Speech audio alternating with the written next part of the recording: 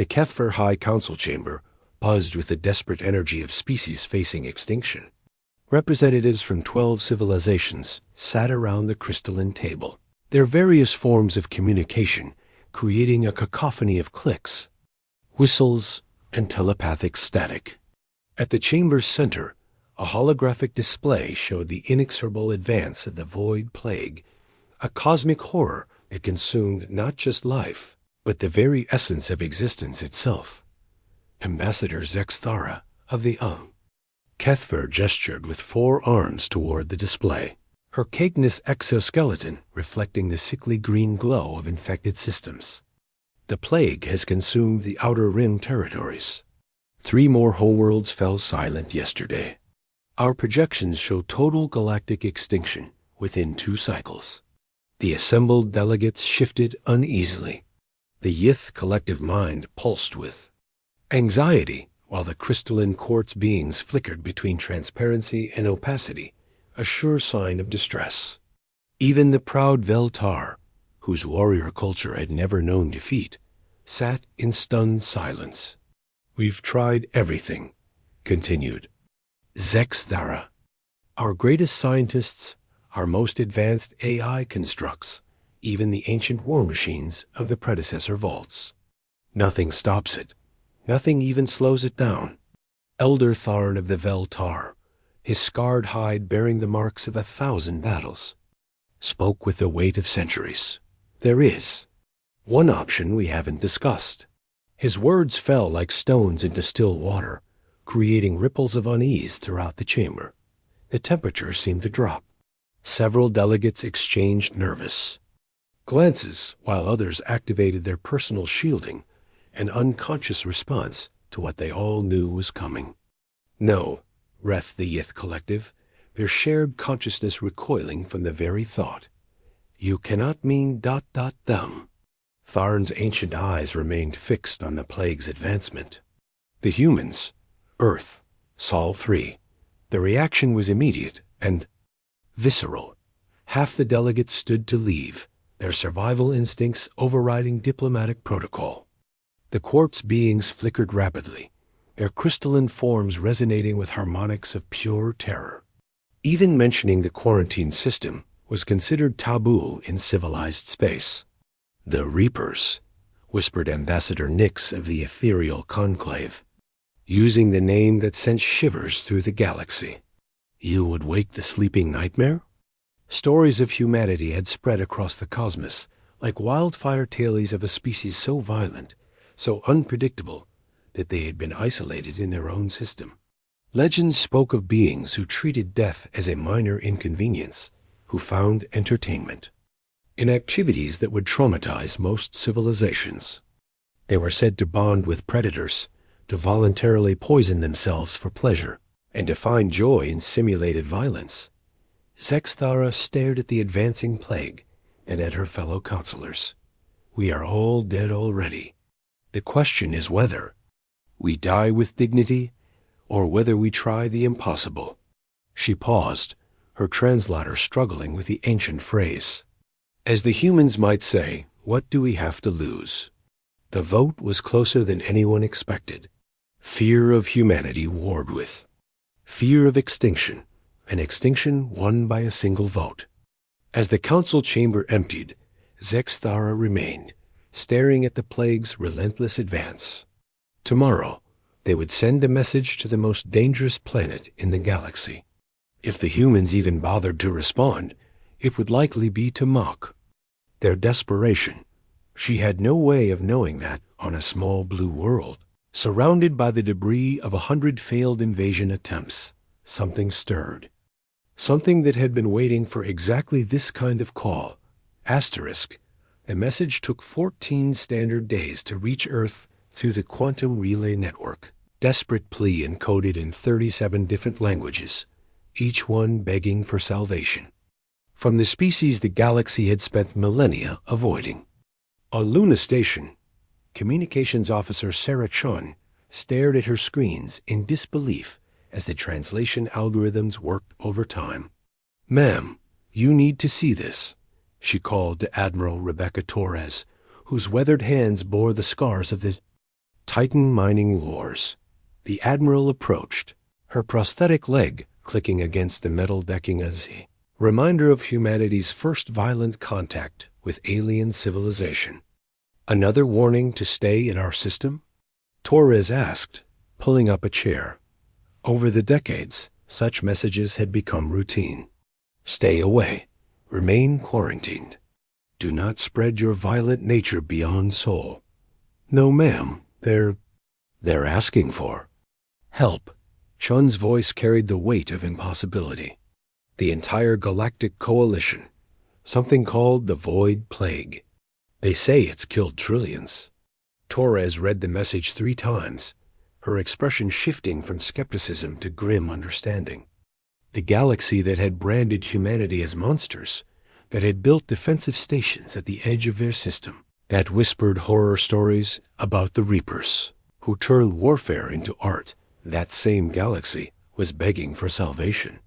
Ours, the message reached Geneva Command, where Director Martinez convened an emergency session of the Human Colonial Authority. The debate raged for 6 hours, with voices raised in anger, frustration, and something that might have been hope. They quarantined us, shouted Representative Kim, slamming his hand on the conference table. Treated us like rabid animals. Built weapons platforms to keep us contained. And now they want our help? Dr. Yuki Tanaka, head of the Colonial Medical Corps, stood slowly. How many? Excuse me. How many are dying? A message mentions trillions. How many species face extinction? The room fell silent. Numbers scrolled across the central display. Entire civilizations reduced to mathematical abstractions. 12 major species. Hundreds of client races. Billions of worlds. We've been called monsters, said Martinez finally. Maybe it's time to show them what kind of monsters we really are. The response took shape over 48 frantic hours. Medical supplies from the Martian pharmaceutical complexes. Research teams from the Europa Deep Labs. Combat engineers from the belt stations. And soldiers the 13th Expeditionary Corps. Veterans of conflicts that would give nightmares to most galactic civilizations. Colonel Jake Morrison, scarred commander of the 13th, stood before his assembled troops in the loading bay of the U.S. Defiance. Behind him, the blue marble of Earth hung in space, surrounded by the orbital infrastructure humanity had built in their isolation. Listen up, Reapers, he began, using the name the galaxy had given them with something approaching pride. The same aliens who've been telling us we're too dangerous to leave our backyard just asked for our help. Something out there is killing everything that lives, and apparently we're the only ones crazy enough to try and stop it. Sergeant Maria Santos, whose grandmother had survived the Proxima colony disaster, raised her hand. Sir, why should we help them? They made it clear we're not welcome. Morrison looked out at Earth, then back at his soldiers. Because that's what humans do, Santos. We help, even when it's stupid, even when it's dangerous, even when the people we're helping spent centuries telling us we're monsters. The Defiance and her escort ships departed Sol System 3 days later, carrying humanity's first official diplomatic mission to the wider galaxy. As they passed the automated warning beacons that marked the edge of quarantine space, Torres couldn't help but smile. Think they'll shoot at us? Asked Chun from the communications station. Probably, Torres replied. But not today. Today, they need their monsters. Asterisk, the human fleet dropped out of hyperspace at the edge of the Kethver system, like a collection of flying scrapyards. While alien vessels achieved beauty through elegant curves and crystalline perfection, human ships looked like they'd been built in a junkyard by lunatics all angles, armor plating, and weapon systems that violated several galactic treaties. On aesthetic decency, aboard the Kethvar command station Eternal Harmony, Admiral Velkosh watched the approaching vessels with something between terror and morbid fascination. The humans had actually come. The Reapers, the galaxy's living nightmare, had responded to their desperate plea. "They're not shooting," reported sensor operator Yix, her tentacles trembling as she manipulated the control interface. "Thermal. Signatures suggest minimal weapons charge. They're peaceful?" The concept seemed impossible. Every intelligence report, every horror story from the few surviving first contact incidents, painted humans as barely contained engines of destruction. Yet here they were, responding to a distress call with what appeared to be a humanitarian mission. Torres' voice crackled through the communication array, translated into Keth-4 standard. "This is Admiral Rebecca Torres of the United Earth Expeditionary Force. We received your message about the plague situation. Permission to dock and transfer medical supplies?" Velkosh found himself speechless. He'd expected demands for tribute, threats, or worse, complete silence. Instead, the humans were asking permission to help. "Granted," he managed. "Bay 7 is cleared for your arrival." The human shuttle that, docked an hour later, looked like it had been designed by a committee of armored guerrillas with anger management issues. Yet when the airlock cycled open, the first figure to emerge wasn't a warrior, but a woman in medical scrubs, carrying a case marked with the ancient symbol for healing. Dr. Tanaka stepped into the alien environment without hesitation, her enhanced immune system already adapting to the foreign pathogens in the air. Behind her came a mixed group soldiers who moved like caged predators, scientists with the manic energy of curious children, and engineers who looked at the alien technology with undisguised excitement. "I'm Dr. Yuki Tanaka," she said, her words automatically translated. "I understand you have a pandemic situation. Where are you sick?" Velkosh, who had commanded fleets in 3 major wars, found himself being herded through his own station by a human medical team. They moved with practiced efficiency, asking questions about symptoms, transmission vectors, and treatment attempts. Their casual disregard for potential contamination would have been terrifying if it weren't so clearly motivated by genuine concern. In Medical Bay 12, Tanaka knelt beside a Keth-4 youngling whose carapace was already showing the telltale gray patches of plague infection. The child's parent hovered nearby, clicking anxiously in the untranslatable grief speech of her people. "How long?" Tanaka asked, running a scanner over the youngling. 2 days since first symptoms. 3 more until ... Velkosh couldn't finish the sentence. Tanaka nodded, already preparing a syringe. "This is experimental. Human immune boosters adapted for Keth-4 biology. Your people might have reactions, but without it, the outcome is certain anyway. You're using us as test subjects?" Velkosh's voice carried centuries of military authority. The human doctor looked up with eyes that had seen too much death. "No, we're using ourselves as test subjects. This formula? We tested it on human volunteers first. 3 of my staff are in medical quarantine right now because they deliberately exposed themselves to your plague to see if our treatments work." The concept was so alien that Velkosh's translator struggled with it. Humans had infected themselves with a civilization-ending plague as a research methodology. It was insane. It was reckless. It was the most courageously selfless act he'd ever witnessed. "Why?" He whispered. Tanaka administered the injection with steady hands. "Because someone has to. Because running tests on computer models takes months we don't have. Because humans are apparently crazy enough to think that dying for strangers is preferable to letting them die alone." Outside, more human shuttles arrived, disgorging supplies and personnel with the efficiency of a military operation. They moved through the station like they belonged there, offering medical aid to species they'd never encountered, sharing food rations with alien children, and treating the galaxy's greatest crisis as just another Tuesday. Colonel Morrison, meanwhile, studied tactical displays with Velkosh's military staff. "The plague's advancing in a pattern," he observed. Not random infection. It's learning, adapting, choosing targets strategically. Our best analysts reached the same conclusion, replied Tactical Coordinator Nexthul. But what can we do against?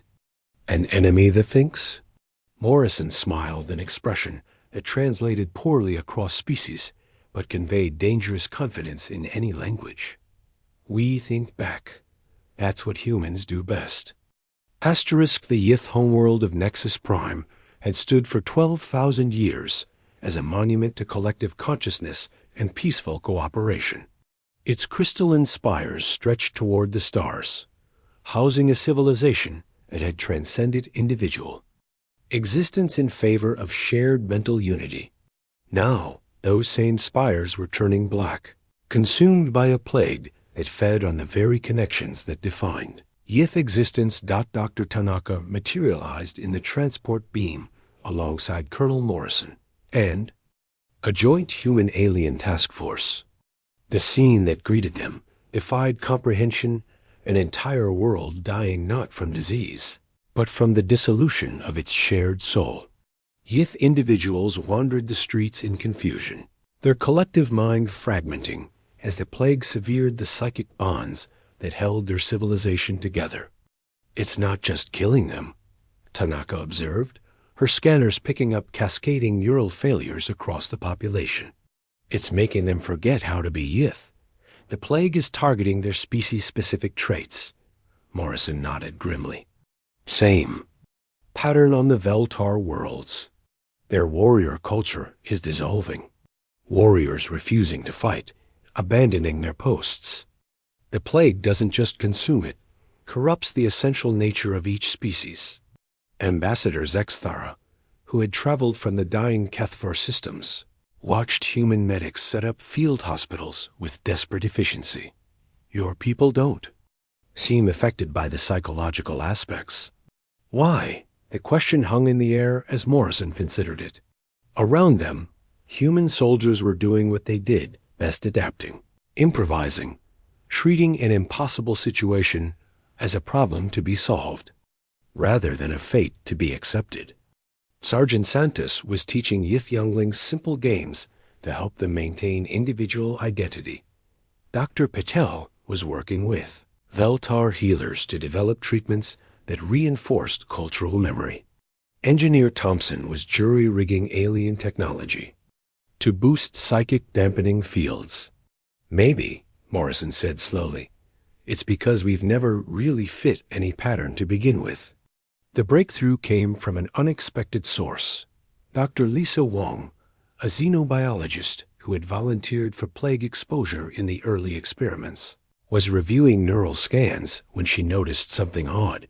Human brain activity showed chaotic resistance, patterns that defied analysis, not the ordered immune response of other species, but something that looked almost like controlled insanity. We're not immune, she announced to the assembled research team. We're incompatible. The plague works by exploiting species-specific neural pathways and cultural dependencies. But humans, we're the galactic equivalent of biological static. Our brains are too chaotic, our culture too contradictory, our psychology too variable for the plague to establish a foothold. The implications hit the room like a thunderbolt. Humanity's greatest supposed weakness, their unpredictability, their refusal to conform to galactic norms, their chaotic individualism, was actually their greatest strength. Can we weaponize this? Asked Morrison, already thinking tactically. Wong nodded, her eyes bright with dangerous possibility. Human neural patterns introduced into alien neural networks, not to make them human, but to give them our flexibility, our resistance to pattern-based attacks. The procedure was insane, even by human standards. Volunteers from multiple species would undergo neural modification using human brain patterns as a template, essentially becoming hybrid beings with human-style chaos resistance. The risks were enormous. The volunteers could lose their sanity, their cultural identity, or their lives. Every single alien volunteer stepped forward anyway, The first successful hybrid was Velkosh himself. The Kethver Admiral emerged from the neural modification chamber with his carapace flickering in patterns his species had never seen, random, beautiful, chaotic. When the plague struck at his modified neural pathways, it encountered something it had never faced before: controlled unpredictability. "I can feel it trying to take hold," he reported, his voice carrying new harmonics, "but it's like trying to grasp smoke. My thoughts, ... they won't follow the patterns it expects." The modified aliens became living weapons against the plague, able to enter infected areas and maintain their sanity through sheer neurological chaos. They moved through dying worlds like antibodies in a cosmic bloodstream, carrying humanity's gift of beautiful, terrible unpredictability to civilizations that had spent millennia perfecting order. But the plague was learning too. As humanity's chaotic resistance spread, the cosmic horror began to adapt, seeking new vectors of attack. The war was far from over.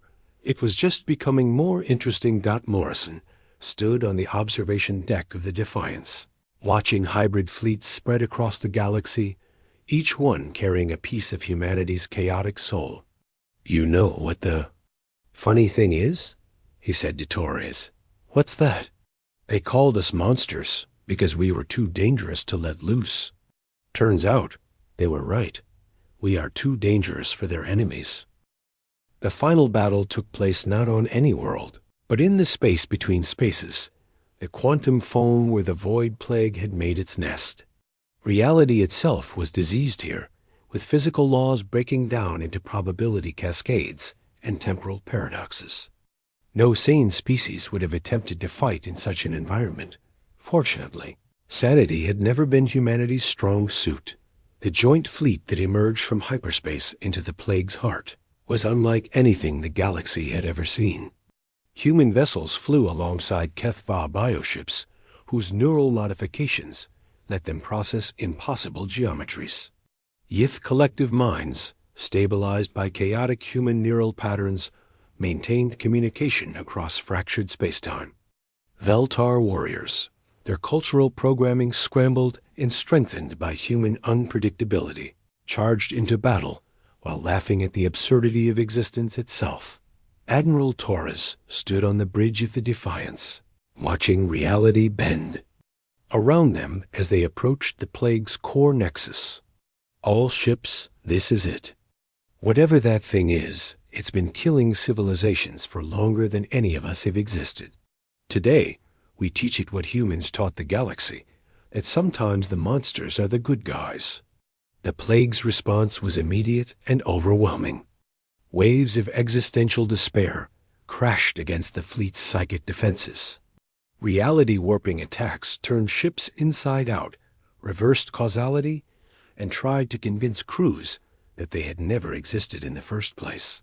Lesser species would have broken immediately, but the crews weren't lesser species anymore. They were something new, aliens touched by humanity's beautiful madness, carrying fragments of the chaotic fire that had made Earth's children the galaxy's most feared and misunderstood children. Dr. Tanaka, now serving as the fleet's chief medical officer and philosopher of chaos, coordinated the final assault from her position aboard a modified Yith vessel. Her job was perhaps the most dangerous of all, maintaining the neural stability of the hybrid crews as they pushed deeper into an environment where sanity itself was a casualty. "Remember," her voice echoed across the fleet's communication networks, "you're not fighting to preserve order. You're fighting to preserve the right to be chaotic, unpredictable, beautifully, impossibly alive. The plague wants to reduce everything to patterns. We're here to prove that some things refuse to be reduced." The plague's central intelligence, vast, dark consciousness that had consumed galaxies, finally showed itself. It was order incarnate, perfect mathematical progression, the inevitable heat-death of the universe, given awareness and hunger. It spoke in languages of entropy and despair, offering the fleet a simple choice: join the pattern or be dissolved. Colonel Morrison, commanding ground forces aboard a ship that was simultaneously in 3 different dimensions, laughed in the face of cosmic horror. "You know what your problem is?" he called out across the quantum static. "You think chaos is your enemy. But chaos isn't destruction, it's possibility. And humans? We're very good at impossible possibilities." The final assault was less a battle than a philosophical argument conducted with weapons that violated several fundamental laws of physics. Human creativity met cosmic despair in a clash that rewrote local reality. The plague, designed to exploit predictable patterns, found itself facing an enemy that refused to behave according to any pattern at all. When hybrid crews began singing human battle songs in alien languages while conducting scientific experiments on the plague's quantum structure, the cosmic horror experienced something it had never encountered in millions of years of existence. Confusion when modified Yith collectives began sharing dirty jokes across telepathic networks while simultaneously solving faster-than-light engineering problems. The plague's logical frameworks began to strain when Veltar warriors started composing spontaneous poetry about the beauty of chaos while manually rewriting the laws of physics with their bare hands. The plague's ancient intelligence finally understood what it was facing: a galaxy that had been touched by humanity's greatest gift, the ability to find joy in impossible circumstances. The plague's death wasn't destruction but transformation.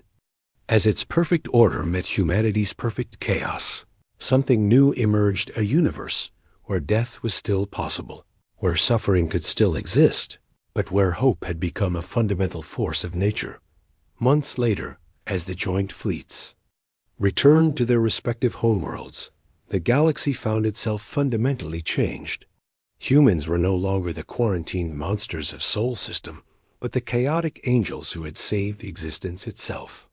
The price of salvation had been the galaxy's ordered existence, but in exchange, they had gained something far more precious: the freedom to be unpredictably, beautifully, impossibly alive. Ambassador Zexthara, her carapace now flickering with random patterns that would have horrified her ancestors, stood beside Torres on Luna Station, watching Earth turn slowly in space. "Your people," she said. "They really are monsters, aren't they?" Torres smiled, looking out at the blue world that had birthed the galaxy's salvation, the very best kind, the kind that eat nightmares and spit out hope. In the end, the galaxy learned what Earth had always known: that sometimes salvation comes not from saints or heroes, but from the monsters who are willing to become something better, not despite their darkness, but because of how they choose to wield it.